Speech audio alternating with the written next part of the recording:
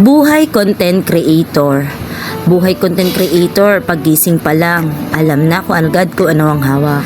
Nandyan yung titignan ng dashboard, andyan yung makikipag-resbakan ka, andyan yung mag-iisip ka na ng panibagong content mo. Pero hindi mo pa rin makakalimutan kung ano ang mga dapat mong responsibilidad sa bahay. O trabaho man, o kusan man, siguradong nandyan ang pagiging responsable mong ina o ama. Matayog man o mataas man ang kailangan mo liparin para makapunta sa rurok ng tagumpay, pero basta ikaw ay nagsisikap at nangangarap, unti-unti ito yung iyong mararating. Basta enjoy ka lang sa ginagawa mo. Minsan pa nga darating sa punto ng buhay mo, iiyak ka na lang at tatawa dahil sa makikita mo ang dashboard mo. Minsan may isipan mo pa sumuko.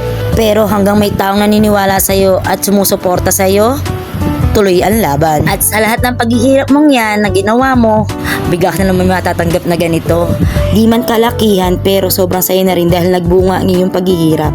At syempre nakakapag-share na rin tayo. Kaya sa mga katulad kong content creator, laban lang, tuloy ang laban.